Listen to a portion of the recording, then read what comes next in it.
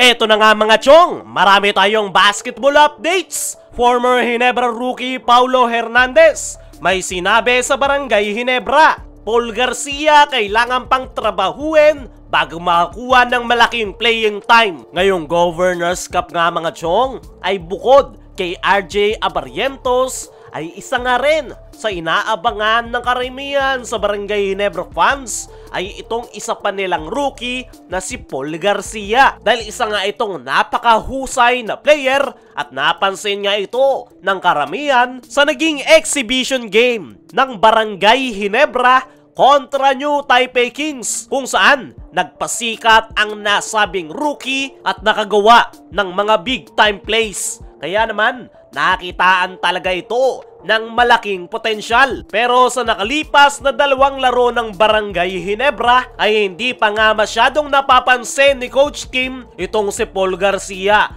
dahil sa kanilang debut game kontra Rain or Shine Elasto Painters ay hindi nga ito nabigyan ng kahit ilang minuto man lang para maipakita ang kanyang full potential. Sa second game naman ng Ginebra kontra San Miguel Beermen ay nabigyan na nga ito ng konting pagkakataon ni Coach Tim Cone kung saan nakakuha siya ng 3 minutes playing time. Kasabay niya si Ben Adamos. At hindi nga nagtagal itong si Paul Garcia dahil turnover nga ang ibinigay nitong kanyang kasabay na si Ben Adamos. Kaya naman napilitan si Coach Tim na ibalik yung kanyang mga key players at nadamay nga itong si Paul Garcia at hindi na nakabalik sa laro. Para sa akin mga chong ay marami pang kinakailangang i-workout itong si Paul Garcia para makuha yung tiwala ni Coach Tim Cone. Inuunti-unti na nga siyang bigyan ng playing time ng Ginebra coaching staff. Ang kaso nga lang, minalas lang talaga siya sa kanyang kasabay. Hindi niya tuloy na ipakita yung kanyang potensyal na pupwede sanang makatulong sa kanyang kupunan. Gaya nga ng sabi natin nitong mga nakaraan,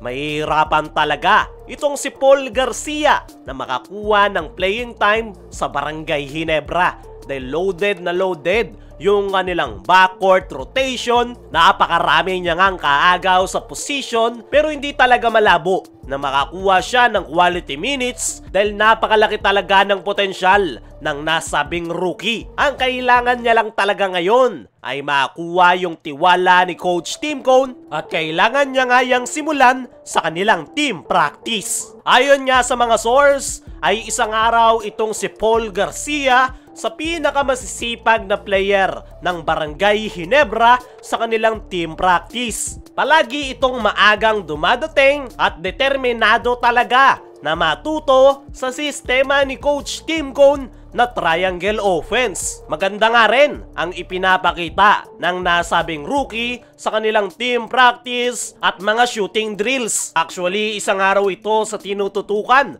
ng Ginebra coaching staff na po pwedeng makatulong sa kanila pagdating sa 3-point area. Sa ngayon ay masaya naman itong si Paul Garcia sa Barangay Ginebra. Naiintindihan nga nito yung sitwasyon ng kanyang kupunan na kasalukuyan pang nasa adjustment period. Alam nga rin nitong si Paul Garcia na mahihirapan siyang makakuha ng playing time. Pero yung pinaka-importanteng araw para sa nasabing rookie ay matulungan ang Barangay Ginebra kahit limitado o wala siyang playing time. Gagawin niya nga lang daw yung kanyang best sa kanilang practice at susubukan nga raw nitong kuhanin yung tiwala ni Coach Tim Cone.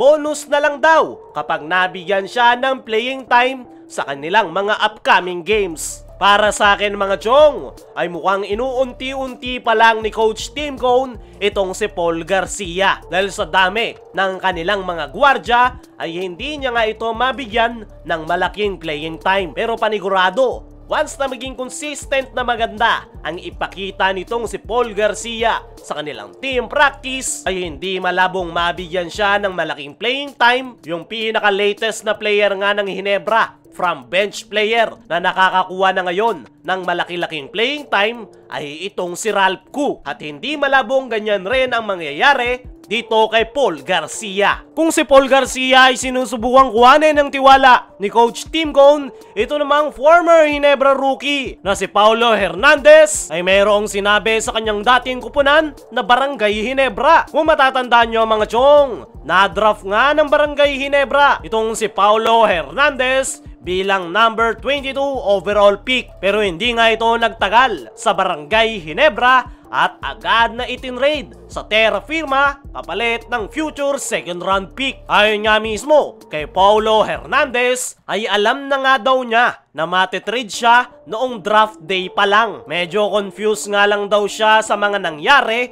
dahil kakapasok niya nga lang daw sa PBA ay agad daw siyang na-trade sa Terra Firma. Pero kahit anong kupunan nga raw yung magbigay sa kanya ng chance, ay igagrab niya raw ang opportunity. Hindi niya nga daw in-expect na Ginebra ang magda-draft sa kanya, pero sa Terra Firma maglalaro. At sa nakalipas nga na laro ng Terra Firma Jeep kontra Meralco Bolts ay nakapagtala nga ito ng 15 points at karamihan sa kanyang mga puntos ay galing sa 3-point area. Isa nga itong gunner na napapakinabangan ngayon ng Terra Firma Jeep. Tungkol naman kung gusto niyang maglaro sa Barangay Ginebra, ay ang sagot nga nito ay syempre Ginebra yan eh. Lahat naman daw ng players gustong makapaglaro sa nasabing kupunan. Pero Terra Firma raw yung nagbigay sa kanya ng chance, kaya ibibigay niya nga raw yung 100% sa kupunan na nagbigay sa kanya ng opportunity. Para sa akin mga chong ay napakalaking sayang nitong si Paulo Hernandez